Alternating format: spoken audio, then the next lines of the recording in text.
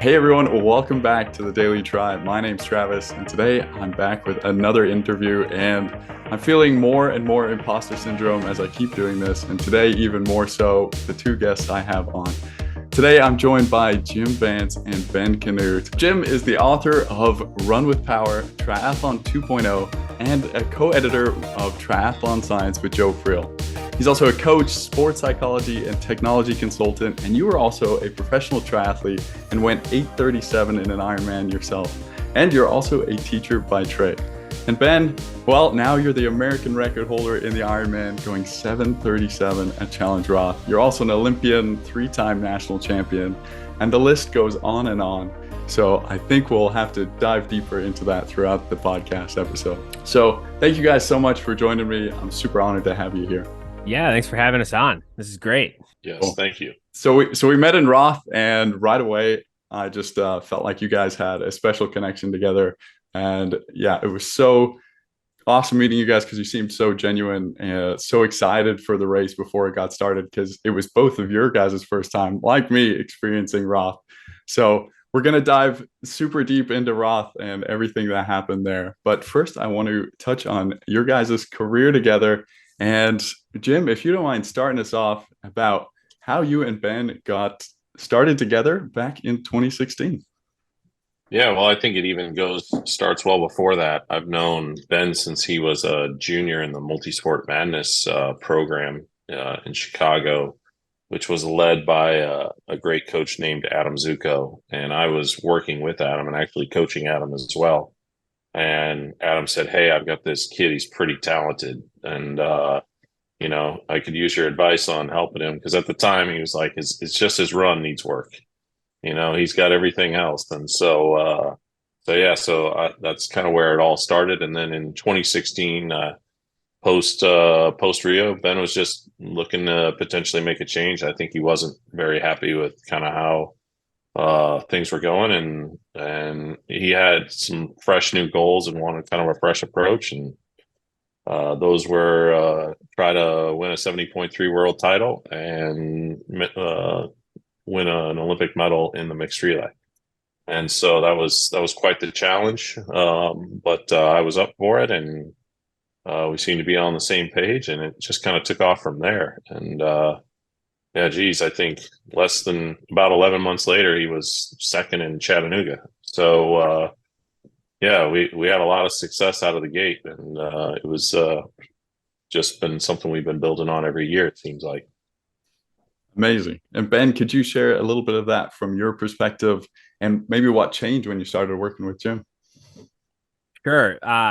Like Jim, I'll start a little bit earlier because I've been doing triathlon for, I'm coming on 20 years now over. I did my first try when I was about 8 years old. And yeah, I've done the team thing. And then I shifted, and like Jim said, I was working with Adam Zuko, and then I worked under Ryan Bolton through the Olympics. And I just felt like after that whole season, I needed a bit of a change, and, finding a new coach isn't easy, but I went through a huge list and I just clicked with Jim.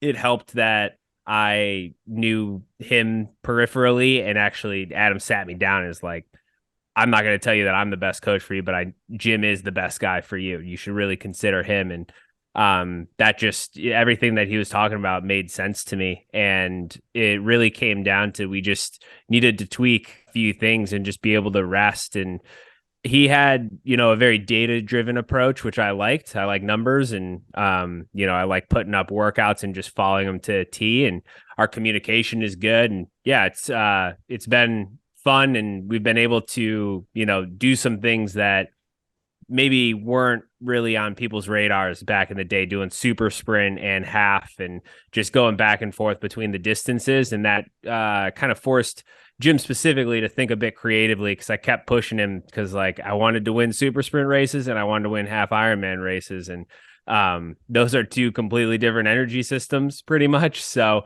yeah, it's just been, really great to take that, where we started in, late 2016, and just every year, just learn something new, build on that, and just, take that now to the full distance stuff. So, Jim, could you take us through that challenge of Ben and all the distances he was doing? And how did you come up with a training plan for him? And what did it look like? Well, we really just had to be organized in our structure of the year, knowing when we were going to specifically focus on 70.3 work, when we were going to be specific about, mixed relay super sprint work. And he was also still trying to qualify for the Olympics. So we made a decision to eliminate all the sprints in his schedule and along the World Triathlon or then the ITU circuit. And he only did sprints or super sprints so he could recover better. That allowed us to to rest into those a little bit easier and come out of them less fatigued so he could get back to work on what his main goals were, which was always good. So they really took that approach. And then, this year, I would say it's just a test in a different way because maybe it's not super sprint, but there's a big difference between, what you got to be ready for in a PTO race and what you got to be ready for in a challenge Roth. And so we were able to just kind of, organize this year, especially I like with the structure and just some focus periods of things. So that's really been kind of our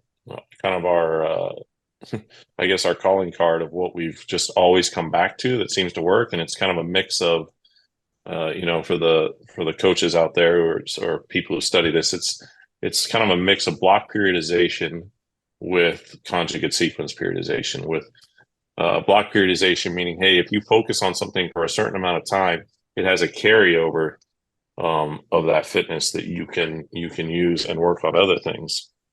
And there's certain skills that complement each other and certain things that go against each other. And so we really had to find what complemented him and his goals based on the time of year and the race schedule. And so, that's probably been the best way that we've attacked it. And I think what's probably been the kind of the foundation for our success. All right. And for you both, was this a relationship that at first started off like strictly coaching, or was it immediately like a friendship? Because when I saw you there in Roth, it really did seem like a friendship, and definitely more than just a coach athlete relationship.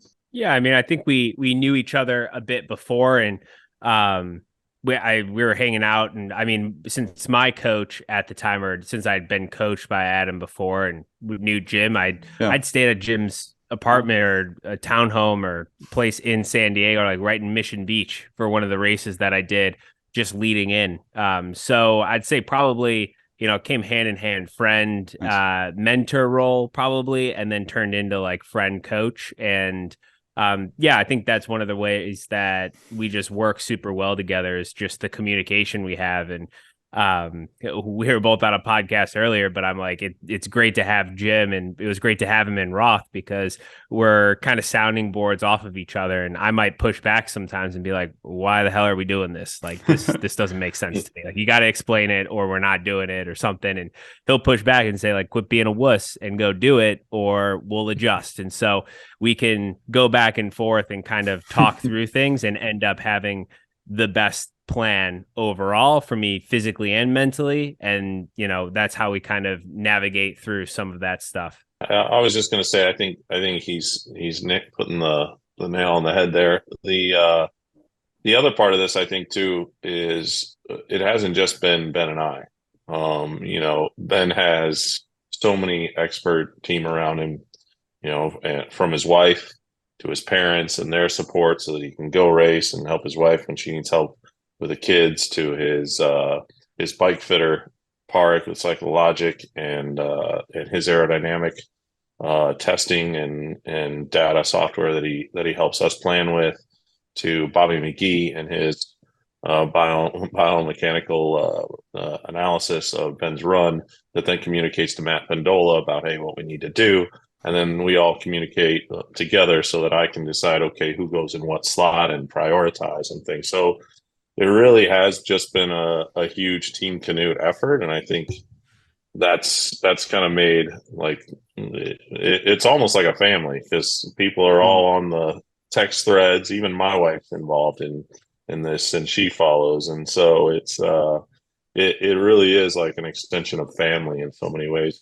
And it's a big family, and there's a lot of people that are involved, and it's that's what makes things like Roth and St. George and Chattanooga, special, because it really, it really shows that the village kind of helped bring it all together. Moving back just a little bit, because I know we want to get to Roth, keep moving towards Roth, but heading then, you got some success 2017, 2018. You had that amazing fourth place at Worlds as well, behind Jan, Alistair, and Javier. And then you went to go for the Olympics after that. Can you take us through that, what the buildup was like, and then with COVID and everything? Yeah, take us through that. Yeah, 2019 to me was a year of a lot of successes, just not at the half Ironman world champs necessarily. So it was the early half, and it was tough because since we were balancing half Ironman and just going for the mixed relay, and I wasn't going and chasing a lot of ITU points, we had to wait on USAT for the okay to race certain races, get substitutions, and it always seemed like we had to be on call, which was trying to maintain a high level of fitness the entire year. And we were able to step up and have some good results in places like Chengdu and Edmonton, where I was second in Chengdu and I think seventh in Edmonton, the WTCS race that was there. And at the time in 2019, I think I put like my best foot forward to be one of the guys on the relay team. Had a solid mixed relay in Tokyo. And then I think it was just because we were always on call, training for the demands of Nice, just we weren't able to meet it fully, even though I was super fit. Just that bike course, I think, took quite a bit out of us in the way that I raced it super hard right at the beginning. Just kind of left me, just not with the same performance I had in 18 and 17 at the half Ironman distance. And with COVID, I took a pretty big step back from the sport, and we maintained some fitness at the early part of the year in the hopes that there would be some racing coming back, but then just tried to develop a lot of my weaknesses throughout the years, and really kind of focus on the run, the short stuff, pick up some speed, and try and make it through a Phoenix winter or summer fully, and all the challenges that came with that. And then at the end of the year, again, I just made the choice to not travel to Europe to try and chase ITU points and show fitness that way because of the way that I was training, being cautious of COVID because my wife was pregnant, and then just, trying to race a little bit domestically.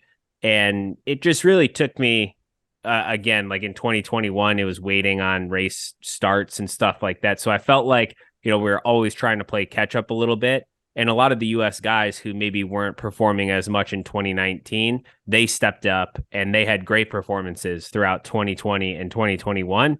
And so it's just kind of that timing issue of we didn't really time the peak fitness for 2021. We were focusing more on 2020, and with COVID putting everything back, I think we just, kind of got the timing wrong and the other guys got it right.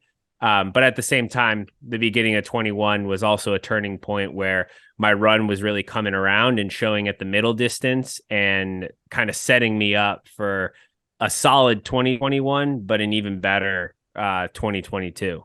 So Jim, take us through this time period too, and what you were working on with Ben and how you were looking to improve him and build his fitness. Well, I think in 2020, when all this was going on, it was around May that we realized, okay, there's not going to be racing for a while.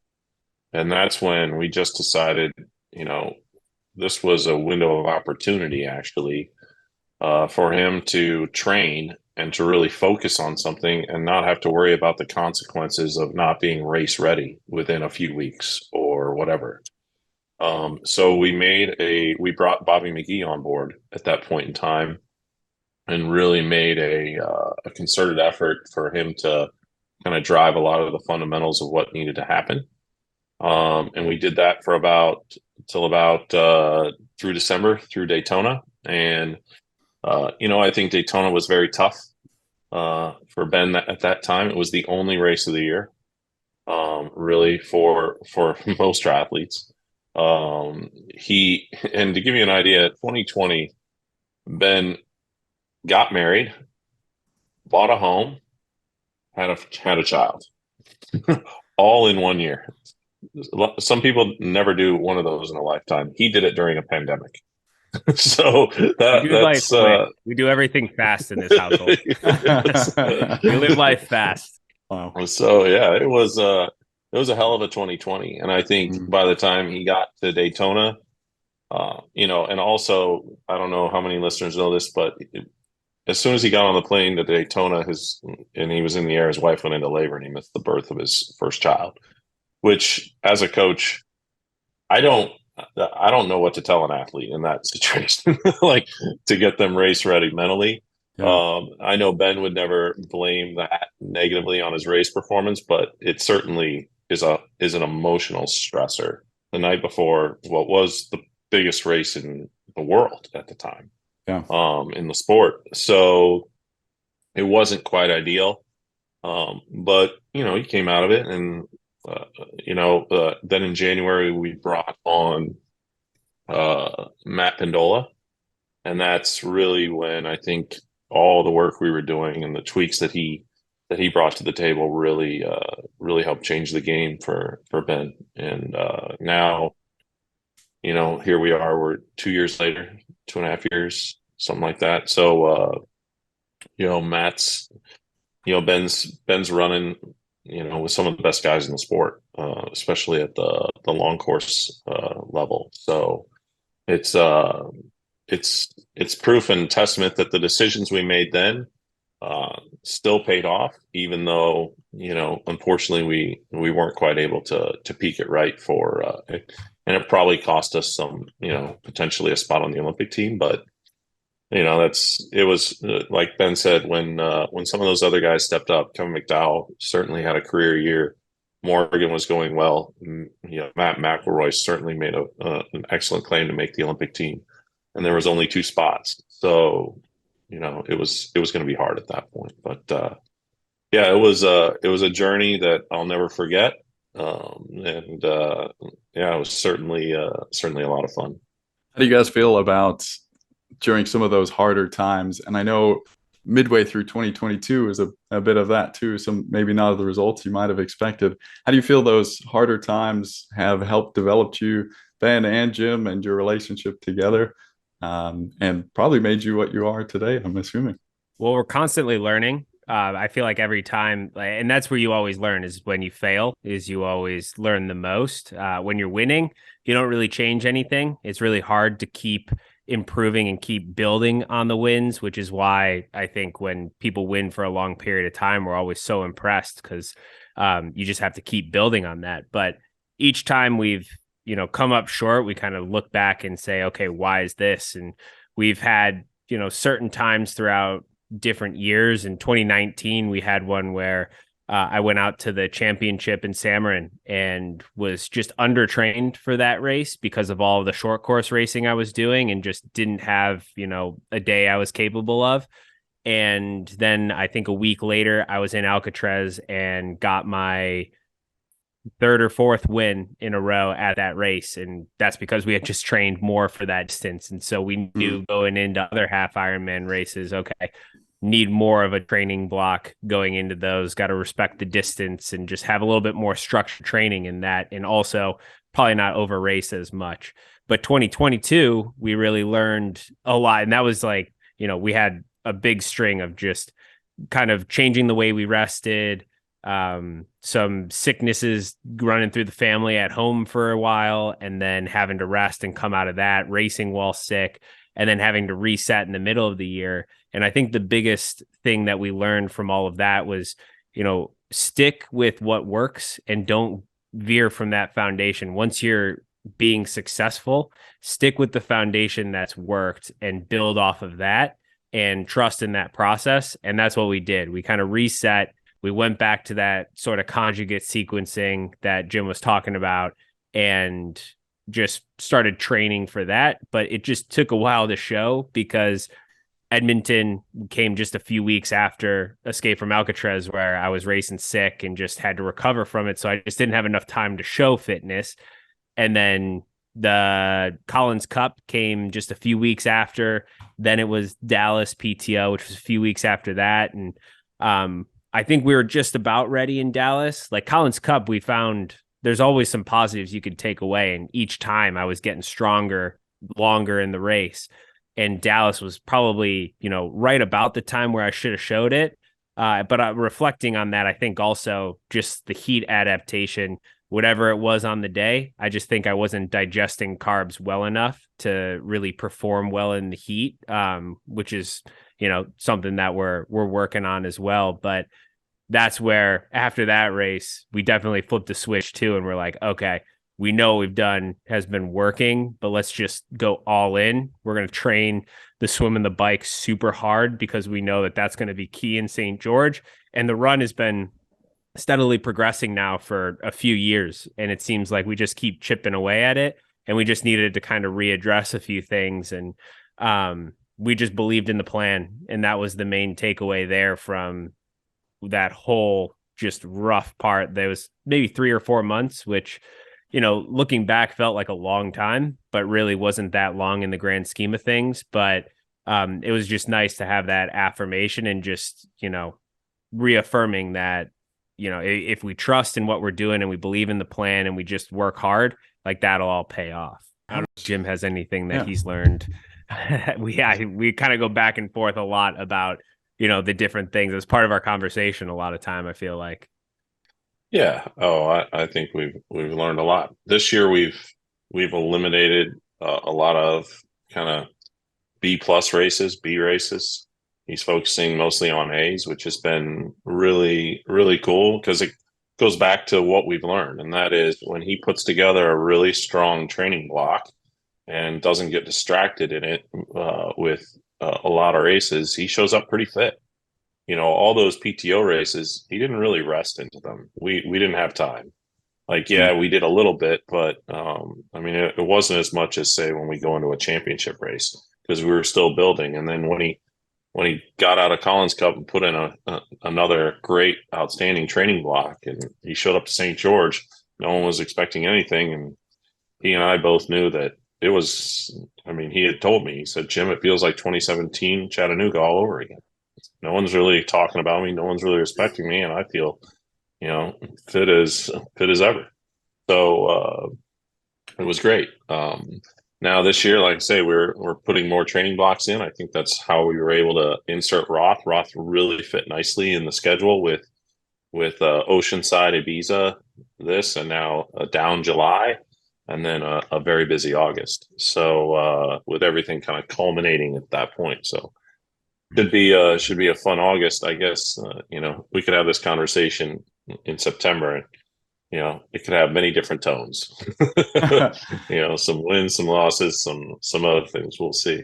Okay, so that's a good segue into full distance and nail that 70.3, that second place there. The run was there. Your confidence must have been brimming. Take us through Arizona. Did that decision come shortly after 70.3 Worlds, or was it before in the mind? The final decision did, but Jim brought it up like a week or two out, probably a week and a half, 2 weeks out from St. George. And he's like, you're pretty fit right now. We've done a lot of volume. Like, you should race Ironman Arizona. And I'm like, hell no, I'm not racing Arizona. Like, no, I'm going to stop and like rest and recover and, get ready for my second child to come, my son. And we'll maybe do a little bit of training here and there just to go in between. But then the more I thought about it, I'm like, okay, well, it's like Jim brought up, like it's probably the cheapest Ironman you'll ever do because you can sleep in your own bed. It's pretty risk-free. If you do great. If not, like nobody expects you to really do well. We're not training for this race. We'll basically rest a week, do a week of Ironman training, and then taper into the race. And I was like, all right, like I can handle that. I think like, Ironman pace when you're just doing little workouts here and there isn't like incredibly hard. And we just kind of figured it out. And I came around I kind of made the decision before the race. I'm like, it's kind of seems like a win-win. But then it was really after the race where I'm like, okay, let's do it. It helps me extend out. It kind of just started making more and more sense, and really glad I did do it because it ended up, taking what I learned from that whole block, using the momentum from the race, with the few workouts that we were able to do, kind of dialed in on a pace and was relatively conservative there to make sure that, I enjoyed the whole day and would be able to race the whole thing, and managed to get the world champ slot, which was super key because, I with them splitting the race and doing that after the fact that I got the world champ slot, it allowed me to roll my slot into Kona. And that was huge because obviously I can't go to Nice because my brother's wedding. So now I get the longest Kona build I think there's ever been. So take us through that, your first experience, just a little bit real quick before we get into Roth. What was the back half of that marathon like? And I mean, just doing an Ironman. And had you always planned to do an Ironman and go the full distance this early? Yeah, we had always planned on doing one. And I feel like my strength is my strength, and that the longer the distance, kind of the better I can do. And with Arizona, I mainly just wanted to make sure, my biggest fear was going out too fast. So everything was pretty well paced overall and relatively conservative. And it was forced to be because, I mean, Christian Hogenhag about right after the first turnaround just laid the hammer down, and him and Joe Skipper rode off at 70.3 pace. And that was just not going to be possible for me to do for a full Ironman. And so I basically just rode my own race for the last, 90 miles, and then got off the bike and ran my pace right about what I thought I was capable of, mainly trying to feel good for it and just kind of toward the edge. I had Matt Hansen kind of chasing me down. He was 10 minutes back, and I thought that, that was going to be too much, but he went out at like 2:35 marathon pace or something. And I was like, there's nothing I can do about that. And I'm just hoping that, Joe Skipper or Christian blow up. And even like halfway, I got told by Jim, Bobby, my whole team, like, wait until mile 18. Like, don't do anything until like mile 18 to 20. That's where the race starts. It's a really long race. It's going to feel easy. If you could go through the half marathon feeling easy, you're in a good place. And I was able to do that. I think I was actually closer to like 2:40 marathon pace through the half. And people were telling me, he's dying. Like, you got to go catch him. And now's the time to go. Matt Hansen's coming. And I'm like, no, guys, this is like way too early. I still have a whole half marathon to go. I'm like, let's just be patient. And yeah, we all ended up like, Matt Hansen caught me, I caught Christian, and we all were running together for like a couple 100 meters, like at mile 21 ish, 22. And Christian was kind of done. He was going backwards. I ran with Matt Hansen for like 300 or 400 meters and like could feel my hamstring kind of twitching. I'm just like, nope, not today. Good job, Matt. I'm going to make sure that, I hold on to third and the Kona slot all the way to the finish. And up until, I raced Roth, those were like the last couple miles, just like everything hurt in the last part of that marathon. Like, that was super painful. And even more so because we really hadn't gone over 18 miles or so, 19 miles running. I think we might have hit 20 miles once, but I don't even think we did. I think it was pretty much 18. And so was probably underdone for an Ironman. And yeah, the only thing that tops it so far now is the last 4 miles of Roth and the hills and how much that hurt. Jim, were you surprised by Ben's result in Arizona? No, I wouldn't say I was surprised. I knew he was capable of that, and I knew that we would race conservative, and there was no need for him to really push that. It was just a day to learn. So yeah, no, on that one didn't really surprise me. I mean, the night before 70.3 Worlds, his dad asked me, "What's your pick for the podium?" And I said, I told him, without any sort of order considered, it'll be Ben, it'll be one Norwegian, and it'll be a surprise. And so, I don't know that it was a surprise. Magnus Ditlev was third. Maybe that is a surprise somehow. But so I knew how fit he was. I knew that he was at a really world-class level. And I mean, just watching him on the run in St. George, I mean, he had a lot in the tank. And so I felt like, okay, he's definitely ready for that race. And I felt like the ease of him coming into that would be very helpful. Just sleeping in your own bed, he knows the area.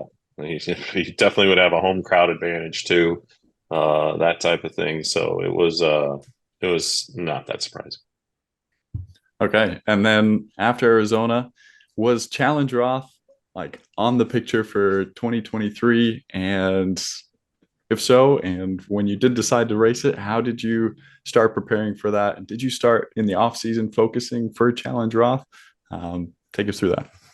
He's always said we should debut at Challenge Roth, and it just so happened that he changed his mind and we debuted at Ironman Arizona. But I wasn't really sure. We weren't even going to really race a full distance race this year unless we found something that fit and was super motivating. And when you look at the schedule, like to me, going where a lot of other guys are going to try and get their world champ slot, like a Texas or something like that, just it would be a quality field, but it wasn't like as exciting of a race, and the timing didn't really work out. And Roth was the only race that hit, a challenging race and a challenging like world-class field, and just the kind of aura, atmosphere, like legend of it just really attracted me as well. Like there's always stories about Roth, and as an American we don't really know that much about it except through some pictures, some video, and if we go back and watch the cover, because usually it's overnight when we're asleep is when it goes on, so we have to catch up on it. So I just kind of focused in on that one, and if I want to be able to compete at the world champs for the full distance and for Ironman, like I've got to go to Roth and I've got to test myself against the best on that course. And to me, it just, trumped every other race. Like there really wasn't a question of if we're doing a full distance, it's Roth or basically nothing this year. And Jim, so Roth was on your mind for a while then. How did you put together that plan? Were you two consulting together to put together that plan for Roth, the training plan? Oh, absolutely. I would say Ben's more the driver of the race schedule than me. I just give him thoughts and suggestions. And Roth has always been one of the tops. Like he said, my hope was that he would actually be able to debut at Roth, because I felt like that would actually get more of people's attention. But in the end, his performance at Arizona did much of the same, and certainly, we spent about 6 weeks specifically preparing for Roth. That's about it going into the race. So there's still a lot more in the tank for Ben. He's 30 years old. There's still a number of years to grow that energy system to be even more efficient and effective for him. We're just trying to make sure that we take our time and only do it in small doses, and make sure that he's ready for it so he keeps the split speed. Because as we've learned, the bar only just keeps raising in this sport at all levels. And so, you might be really good at a certain wattage and think things are good, and then all of a sudden you realize it's not about you holding that wattage, it's about you holding a field, staying with a group or adjusting to terrain. And so the sport's just changing so much with the athletes coming in. So with that, Roth fit in that June window, because really the concentrated races the main races were Ibiza and then August, with Milwaukee, Singapore, and Finland with the 70.3 Worlds for Ben. And so Roth fit right there on the block where we would want to do a big block of training anyway to really prepare him. So that's kind of how it all worked. And now July is mostly being spent sharpening him and heat prep. And so that's really where what we're focused on. He's in Phoenix, so he's able to do that. And so it's all kind of worked out. And Roth fit perfectly on the calendar. And once we reached out to Belinda and said, hey, we're interested in doing Roth, she was absolutely like super excited, came back like within a couple hours. Okay, here's terms that we can offer. And they made a great offer for us to come out there, treated us so well. And once that was said, I was like, well, I'm not letting you go to this race alone. I'm definitely coming, because this is something that I've always wanted to be a part of and see. And it was even much bigger than I could have imagined. I remember race morning, uh, being on the text string with Ben's Ben's father-in-law, my wife, his mom, his dad, and him, so he can read it afterwards. And I'm like, I just remember typing, "There's so many effing people." And I remember seeing you, Travis, and you wanted to maybe have me talk while you were, from the side of the canal, just do an update on the swim. And if we got too close to near the transition area, it was like you had no cell signal. That's how many people were in this one spot. You could not, your phone didn't work. So it was a heck of an opportunity, and the whole week you could just feel the excitement, the buzz, the everything. And man, I gotta say, the athletes delivered. Man, like that race was incredible. I mean, Daniel Backergaard, I went back and I saw his thing, and I realized he wasn't far behind us either. I mean, that had to be like, obviously probably his best race ever. So it's even with the challenges he faced. I mean, you go down the list. I mean, those guys showed up and made a race of it. So, uh, will we be back? That's probably the question you want to ask. Well, do I even have to ask it? Before we dive even deeper, take us into a big training week, Jim, for Ben. What that kind of looked like. If you can just share some specifics, maybe some key sessions that you guys were doing. Mostly The fun ones, man. the fun ones. Fiesta Island and the last run. Yeah. Yes. So, well, everything progressed, and we kind of finished with a 5-day block about 2 weeks out on the race, and then he left and back to Phoenix for a day or two to just sort things before he got on the plane, and then I followed like 2 days later. So in that 5-day block, it was a heck of a lot of training. I mean, it had to be. It was probably 25 hours in 5 days. So, that's a fair amount of training for him. But it was highly concentrated with a lot at Ironman pace. It might have even been more than that. It might have been 30 hours. So Ben, I don't even remember the Fiesta Island workout. It's probably burned into your subconscious. Yeah, the two workouts that stand out for me, because Jim, I mean, he's written 100 other workouts for me afterwards, but the two that stand out for me because I lived them was one on Fiesta Island. It was like a 5 hour and 15-minute ride, and I think I had like a 45-minute easy run off of it, but there was nothing hard about that. But I had 4 hours and 10 minutes at or above Ironman pace, and it was like an hour, starting off, then 45 minutes a bit harder, 3x10, which was closer to FTP, then back to 45 minutes, and then an hour, and then finished off with like 2x5, which were supposed to be the highest, but ended up just being very similar to the 10 minutes because my legs were pretty thrashed by that point. So that was probably my biggest ride ever, just as far as like the stress score, miles ridden, calories burned, all that stuff. And that's where I had like 800 grams of carbs that entire ride. And then the run that stands out, I think, was one where we did. Real quick, Ben, for those who don't know Fiesta Island, explain a little bit more about why that was even more miserable. So it's the birthplace of first off, it's the birthplace of triathlon. They have a plaque. It says this is where triathlon was created. They name like the Collins who were there, like all that good stuff. But it's like off to the side, kind of hidden. You have to find it. Everybody who's a triathlete, you got to go to Fiesta Island at some point. But other than that, it being the birthplace, it's kind of a deserted island. It's more of a dog park than anything, but it's like a 3-4 mile loop that you do. You could do it in like, when I was going hard in the efforts, it was a 9-minute loop ish, 9 to 11 minutes tops. And so it was a lot of loops. It was like 30 laps on that island because I did 105 miles all on Fiesta Island. No gas station stops off of it because I had a way to refill. Like my wife and kids were there hanging out, and they had the truck, so I had a cooler full of stuff. So that was the longest I've ever been on that island for, and the most laps I've ever done. And then, I kept going back because just couldn't get enough of it, I guess. But it's a really good place to do intervals because, you can stay in aero pretty much the entire time.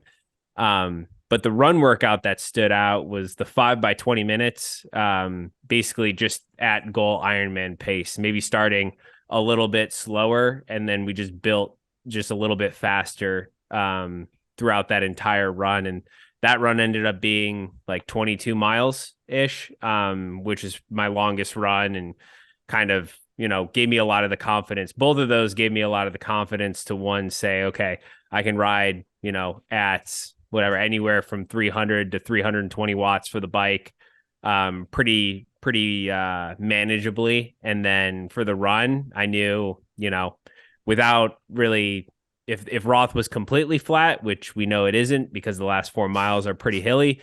If it was completely flat and it was a soft bike, like I kind of put myself I'm like, okay, 230 is not like entirely out of reach, but I was pretty confident that 235 for a marathon in Roth after a bike, I could do that, and ended up coming, relatively close to both of those.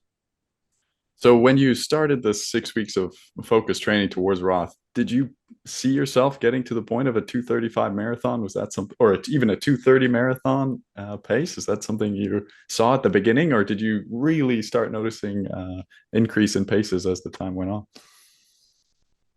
Well, I think the level of the sport now is you have to run sub 240, like when it comes down to like depending on the course and the conditions, but like sub 240 is something that I was shooting for. And I knew that's, a 238 or 237.30, somewhere right in there is like a 6-minute pace. And I knew that was, relatively attainable, or it's somewhere right around 238 to 240. So, and having run Arizona in 244, 245 without any Ironman marathon training at all, I felt pretty confident that at the very least I wanted to break 240, and knowing that Roth usually is a relatively quick course, despite it being pretty challenging. I kind of had that goal in the back of my mind. Like I'd like to break 240, and it was more of like overall, like, and as I got into it, like you start off the block going, okay, yeah, I mean, 5:55, 6-minute pace is pretty challenging here. But by the end, like you're cruising that because the fitness just builds. And that's where, having patience and not overrunning or overriding that very beginning of the block is important, because you want to be able to work into those progressions and be able to, peak out when we did. And I pretty much told Jim at the end of that major block where we just, had that hard ride, we had long runs, and that longer run came after like maybe a couple days of rest or something, but toward the end of that. But after all of that, I was like, I don't have, another week to do this anymore. Like I put all of my physical and mental energy into squeezing as much out of this training camp that I possibly could. And that's kind of how it should be, because then it gave us enough time to rest, to adjust, to travel to Europe. And like Jim said, like if we have a longer period of time, like 12 weeks, 18 weeks, whatever, to build for an Ironman, like we can definitely squeeze more out of it. But that 6-week block ended up being perfect. And it just is like, as I was chipping away, I started doing math in my head and was like, okay, well, I know Magnus went 7:35 and I know he's improving. Like we saw it in Ibiza and everything. And I told Jim before, I'm like, it's going to take a sub 7:30 to win this race. Like for sure. Like I pretty much don't have a doubt. And all I kind of knew in my mind, I'm like, I know I want to break 750. Like I'm pretty darn positive I could do that, since I went 7:51 at Arizona. Like 7:40 is also very doable with Roth. Like I was doing that in my head and just knowing like, okay, I kind of expected the bike to be a bit faster, but kind of how when you ride it super hard, you just have to adjust as like to recover a bit from the effort that we put out in that first 45 minutes. Yeah. But then as the run started too, I just knew if I was, in good position and just held a good pace, like 740 was also very doable. And it was going to be, if I wanted to go sub 730, it was going to take, an absolutely perfect day for me to do that. And yeah, I think that overall, when I think about it, there's areas here or there where we could squeeze out a couple minutes here, a couple minutes over there. But really, I feel like I maximized the day and the race dynamics completely. And it just really, it's one of those races that reflected the work that we put in for those 6 weeks, which was pretty cool to see. Jim, I read your article on triathlete.com, of course, on Ben's damn near perfect day. Take us through the taper before going into that, after that amazing block. And I know that's a key portion of it, and what you thought of that perfect day. Well, the taper really started, like I say, about right after that 5-day block that we kind of came out of. And Ben, you didn't have a couple rest days. I did give you one lighter day after that big ride, just to let the legs come around. But it was still a big effort, and we walked away pretty happy with that. So the taper was, we went back to Phoenix. I gave him a couple of light days, and then I think just a little bit of stimulus before he would travel. And then he got to Germany. He left on Wednesday morning. I think got there Thursday. Pretty much spent the day just trying to do his thing, and then I think he slept 13 hours. He told me. So it was that's ridiculous. So it was insane. So, I was concerned. He said he woke up at noon and he's like, I still have 4 hours of training to do. I'm going to get out and do something. So, no, I think we did something moderate on Friday, and then Saturday was really his last kind of big-ish race simulation ride. It wasn't anything crazy. It was enough to, I think he did 3 by 45 minutes, Ben, with 15 minutes kind of moderate recovery, something like that. Mm-hmm. And he was feeling pretty good. And I was like, okay. I think all his numbers got better every 45-minute period. And I was like, okay. The one thing I've learned with Ben is I can't be afraid to rest him, and he does well with rest. So generally, I think on Monday, like he said, he was a little irritable. We were doing a workout, and I could tell it was like, all right, this either the taper's getting to him and he's getting antsy, or something here. We gotta figure something out. So I think we agreed that we needed to do something that day, and so we just tried to find common ground on what we thought, and then we just worked into it and adjusted and said, okay, let's do this. That sounds good. And I think we both walked away like, all right, good, we're ready. And I think it wasn't what we had originally planned, but it still worked well. And then then I knew he was gonna do well because he kept hitting his numbers in the pool that were really pretty good. And that's generally a pretty good sign for him that everything's kind of coming together once he really starts seeing things in the pool. And I mean, I don't think he'd tell you at all that the training was the stressor race week. It was more just learning and sometimes filling the day with stuff to do.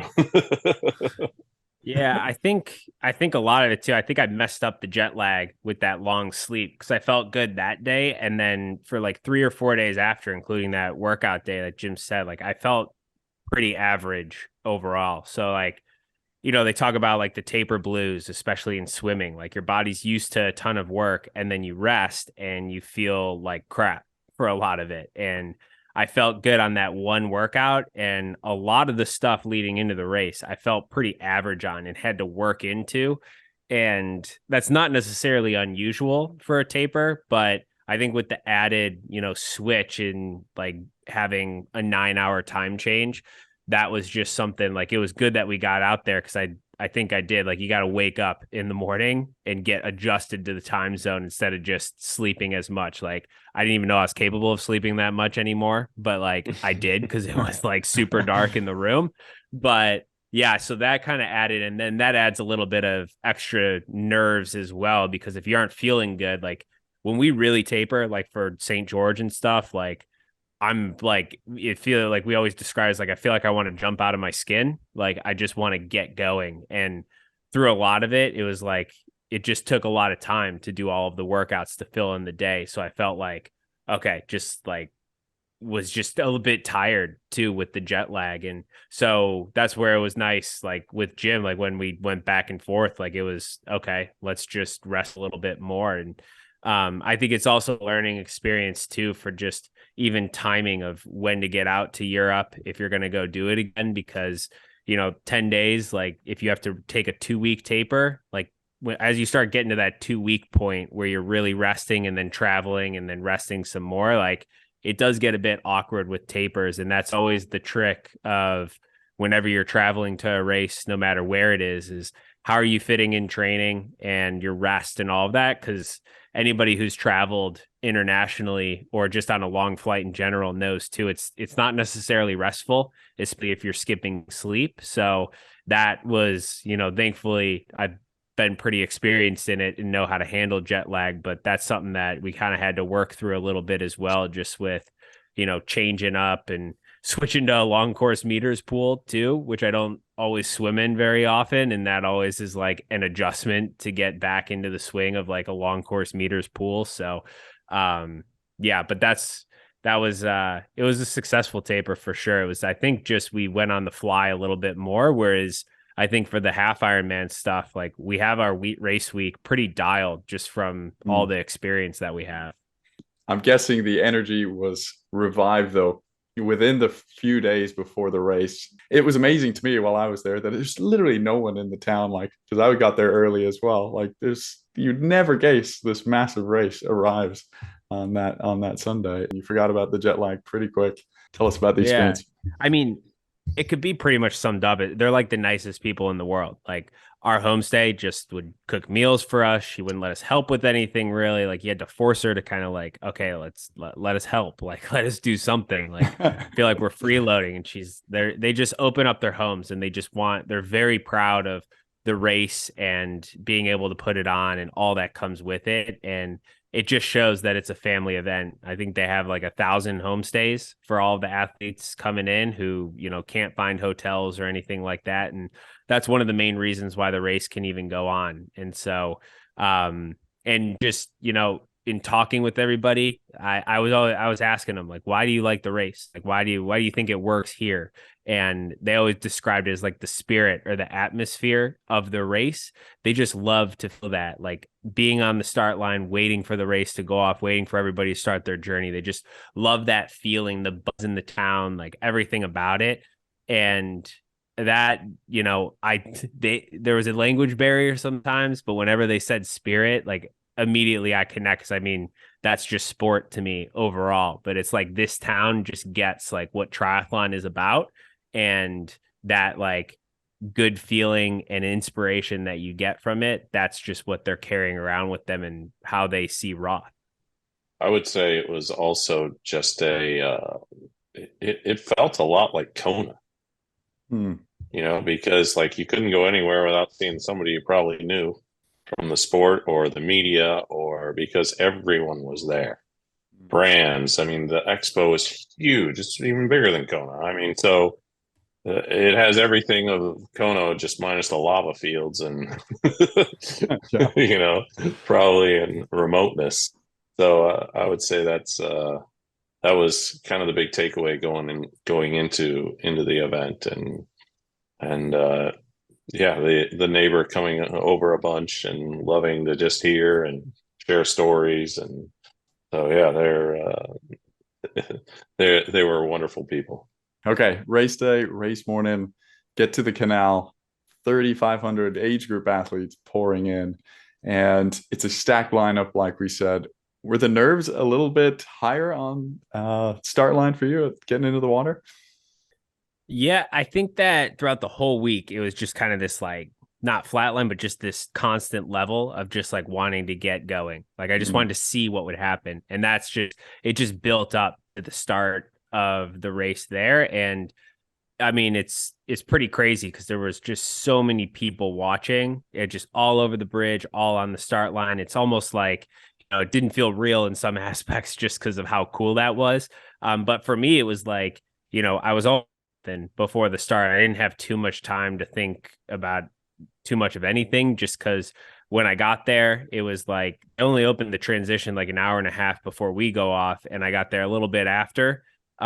despite like, super efficient. Like there's a little bit of traffic, but if that was St. George, like we got caught in St. George traffic once, and I almost half missed the start there. And this time we came in and the traffic still moved, but was a little slow. So I was just a little rushed getting through everything. But once I was in the water, it was just, time to go, ready, and just wanted to kind of get into it and get things moving.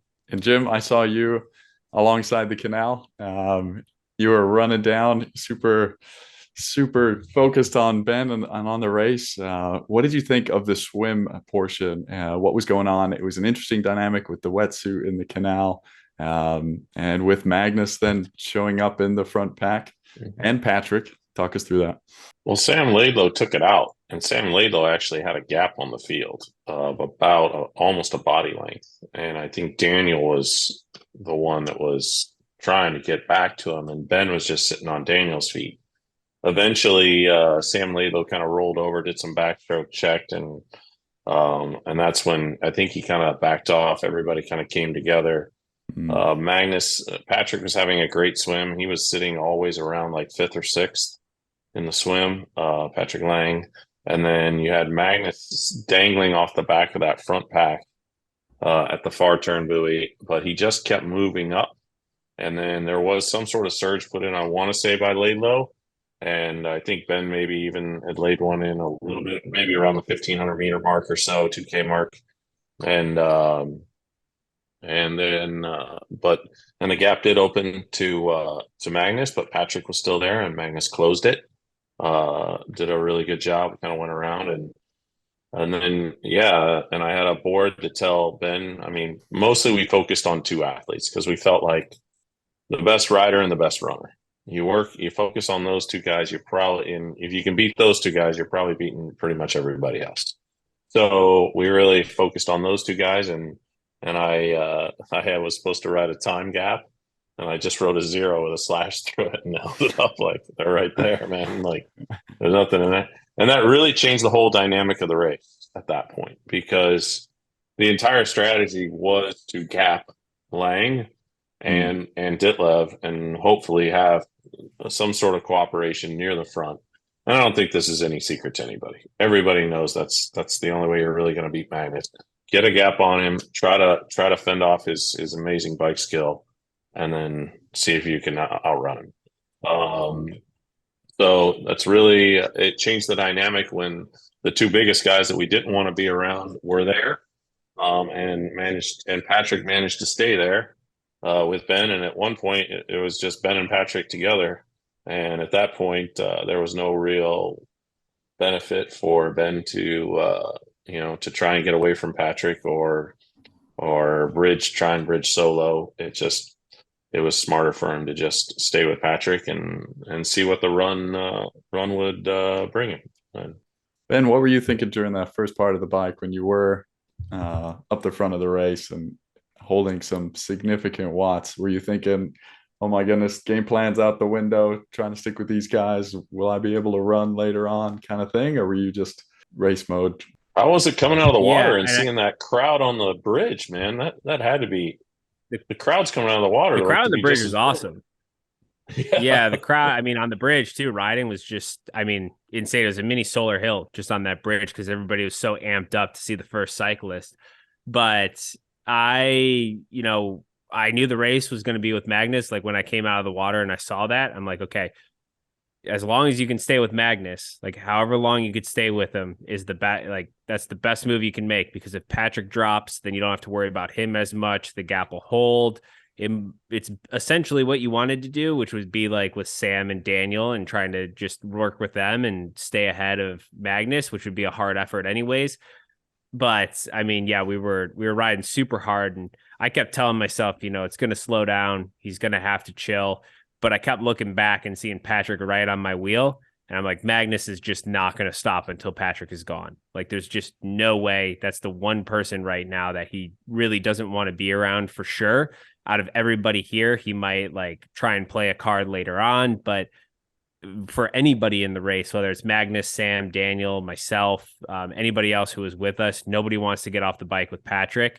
And that's where I think his card to play with Magnus. He can just hammer as long as he wants, essentially, with his bike strength right now. And so he did that. And I think, once they got a comfortable gap, like he might have settled into it and been able to work and let Sam around and stuff. But it really wasn't until I think we kind of slowly came off. And I think it was a mix of just kind of physically, just realizing like this is not sustainable. Like I'm riding 330 or more watts for 45 minutes to an hour to like follow. I'm like, I was expecting probably around 310 to 320 for the ride total for this race. And as you get up to that 330 plus, you're starting to enter, PTO half Ironman territory. And it's in that gray zone right in between. And so I was kind of like trying to recover from that. And mentally, it's like you can only do that for so long too before things just like start to shut down. So the gap slowly opened. And just kind of how it happened. And Daniel was able to carry a bit more speed and kind of create that gap. But I kind of thought too, like, it's a big gamble to try and go with those guys. And it's either going to pay off and you're going to do really well, or you're going to blow up. And that's just kind of what happened with Sam Laidlow. And I just had to kind of figure out tactically what's the best move now. Like I'm with Patrick. We have a gap on the rest of the field. I don't know how big it is, but I know nobody's come by yet. How do I work with him to keep our gap, to limit the damage to Magnus and Daniel and Sam, and also try and take as much run power out of or run speed out of Patrick's legs? So tried to make him come to the front more as much as I could. And just, I knew too, like to break away from him with how he was riding, especially on that course, would have taken a huge effort to really make it stick. And I need probably like 7 minutes, it looks like, on him on the run to really make anything happen. So I just wasn't going to get that in the second half. So it kind of went into like a readjust mode and just, this is how the race is going to go right now. Like Magnus put 3 minutes into us in 20K. Like, let's just put on some damage control and get to the run and, see if he's racing really smart or if he's going to pay for it. Coming onto the run, how did the legs feel? Were you feeling that initial surge of watts at the beginning, or did you think, I still might be on track for that 235? I felt, I probably spent an hour or an hour and a half, like kind of trying to figure out where my bike legs were a little bit in the middle of that ride. Like was still riding strong, but it's hard to maintain Ironman pace after, pushing hard for the first 30, 40K. So just tried to settle in, try to work together, try to conserve energy and take in a lot of calories and just ride as smart as possible. And, I think I rode super smart to try and bring myself back and not overdo it and not ride scared of Magnus and them. And just, there's only so much you could do. And me pushing that extra 10, 15 watts of like averaging that might have totally taken away my run legs. Cause by the time I came off the bike, like my dismount was god awful. I came in and my water bottles are tall in the back. And instead of being able to swing my leg around, I gave it like one try and I'm like, nope, that's not happening. So just like jammed on the brakes and a volunteer caught me and I just kind of barely got over the top tube. But once I got on the run, I just found a rhythm and found I was running pretty quick. And I'm like, okay, let's just live on the edge of being uncomfortable here and see where that gets me, and settled in to like 548 to 550 pace for like a surprisingly long time, almost, where I was just clipping off really even miles, and kind of attribute that to the just first, 25K or so being on the canal and just having that be super flat. And it's just such a rhythm type of running, which I really enjoy.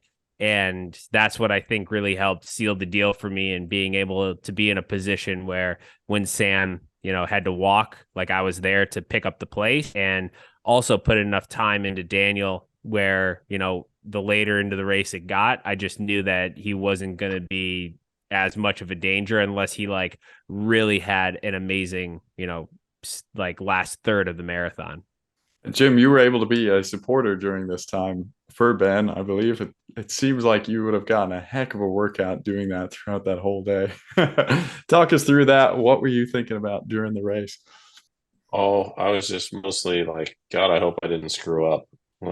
Like there were a few things that went wrong. Like I wasn't able to be at the hill to give him a time check in grading because I couldn't get out of the parking lot. There were just so many people still coming in, and it's like a one lane road in the parking lot, and so you just like I was just like I'm never gonna get there, and then I'm like, no, I can get there. It's the Autobahn. So finally was able to just create enough havoc to get them to let me out. And then I got on the road and drove down there. But by the time I got down there, they were already gone. And I drove back and then and just had to park and wait for the run. And then my job was to be there at every aid station. But of course, he's like, no, nah, just every other aid station's fine. Well, you don't know which aid station every is the one they want later in the race. So I'm like, no, I'm going to be at every aid station and just holding what he needs. But then, the first few, they won't let you in. And then, okay, I'm able to get in because I'm on a bike because that's the only way I can keep up. And then there's, it just gets pretty busy. Let's just put it that way. You show up and he was going so fast that I didn't have time to write update the time check on the board. Well, go around him, get up near the thing, update the time check from the tracker, and be able to give him his bottles out of the cooler and things. So or his stuff. So it made for a very busy day where I was just trying not to screw up. Finally, he told me as he kind of entered the hills, he's like, "I'm good, Jim. I don't need anything else." I was like, "Oh, thank God." And I'm not because I'm not going to screw this up then.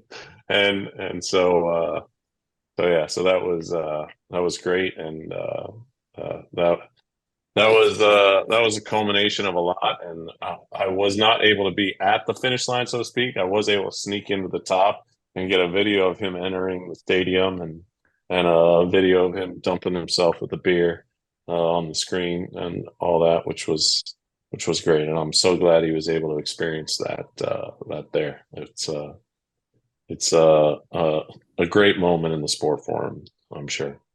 Absolutely. And for me, really quick, long story, I'm not quite an American just yet. I don't have my citizenship, but man, watching Ben run around and doing that, I was the most patriotic I've ever been. I was rooting for you, even though I was supposed to be very unbiased. In my role, I was definitely, while they were waiting to get me on screen, I was cheering for Ben and checking the tracker and watching the live stream. So that was amazing. When did it sink in for you both? What had happened? The American record. Tell me about that. I think I was in a bit of a daze for a few days after that race, just trying to recover and get home. But I think we figured out later on, like really not too long after, but that it was an American record, and we're just, pretty pumped about that. But I think the scope of it hasn't like fully settled in just yet because, there's been so many great USA Ironman athletes and guys who have raced this distance to be the fastest one from the US to ever do it. That's definitely pretty special. Insane. For you, Jim? Honestly, I didn't realize how emotionally exhausting the whole trip was until I got home. And like watching the Netflix Tour de France Unchained, and I'm like, I know what's going to happen. I'm crying. Why am I crying? This is, I'm like, oh man, it's just because the chick and the emotional high and then the celebrations post race and it took me a few days till I just realized, man, I am just emotionally drained because that was such a big buildup, and for it to go well, I think, that's the thing. There's a lot of faith in the process, but we've gained that faith. One of the great things about Ben and I think that most people should look at and really be knowledgeable and impressed by is that in now our 7th season working together, not missed start, not one race start in 7 years. And so we've always had a conservative build and approach. And it's like, that's why he doesn't get injured. One injury in 7 years, really that forced him to stop, and that was the last race of the year that year. So we really got it all figured out, and that was really just the culmination, I think, of 7 years to get to that point. I mean, really, when you think about it, like that performance doesn't happen overnight. Doesn't happen in 1 year. Doesn't happen in 2 years. Even it's many years of building to that point with the right development, the right patience, the consistency, and it was just it's great to see good guys win, and I think that really is what was also so emotionally draining about it, because it was like, man, everything worked, everything paid off. It was a dream shot, dream race, and and the best thing is, like, I don't even think we're at the peak yet. I think there's still bigger races, bigger titles, bigger podiums for Ben in the future. What's next after this? Do you guys reflect on what it will take to get first now at the Ironman distance, or is it first straight to 70.3 and at the middle distance and the upcoming races?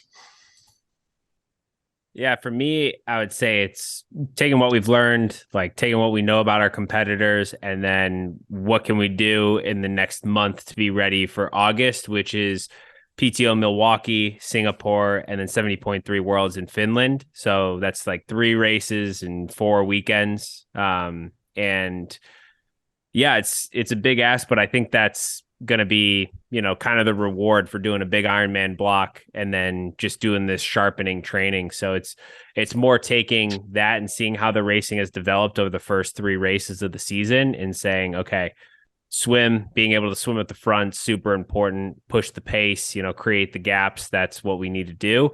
And then riding, like, it's great to hold sustained power, but we really need to be able to hold, above whatever our goal watts are for that first 20, 30 minutes of the bike. And then, air quotes, like, settle in, but then, be able to handle all of the surging. Because if Magnus is around, he can hold pretty high watts in the middle of the race for about 15 to 20 minutes is what he likes to do. And that's kind of, I think, what we could probably expect in the coming races is guys are going to be together, and when they leave groups or want to break up groups, they're going to want to put in a big effort. And then I think for the run, it's mainly, just keeping up what we've been doing, because the run is always a focus. We're always trying to improve. So that's just kind of, continuing on that, since we've been making good progress there as well. Jim, anything to add to that? Are you dissecting Roth a little bit more after you got home? I know you said it's a bit of a emotional roller coaster, so maybe you took a little bit of time before thinking too much about it. Oh, I looked at his numbers and the race data a little bit. Mostly I wrote a lot of notes for next time if we come back, and things to remember, things to be prepared for, adjust for a little better. Just stuff like that. Just a long list of notes that I have. As far as moving forward, it's pretty clear what we're going to do here in July and in August, and then after that, it's kind of a fuzzy crystal ball. We don't really know. It's mostly going to be up to Ben and where he wants to go, and that's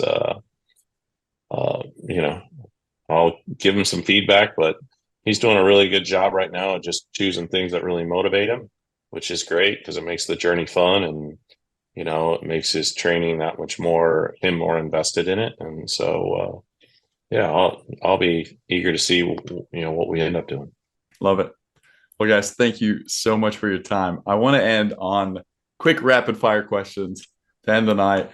Is there anything else you'd like to add before we close it out? I've kept you for a long time in here in the evening. Anything else? I think it's good. Bring on the rapid fire. All right, rapid fire for both of you guys. Jim, I'll let you answer first, then Ben. Jim, if you weren't a triathlon coach, what would you be? Or teacher. Teacher. Okay. It's my background. Yeah, love it. What would you be teaching? Probably phys ed or math, or both. Okay. Ben? It's kind of what I do now. I want to go. Can I just pick golf? Because that seems to be like the best bang for your buck overall if you're going to be a professional athlete. It's a good one. Seems like a good one. All right, Jim and Ben, would you rather horrible chafing? I mean, the worst chafing you could imagine, or GI issues? Which one?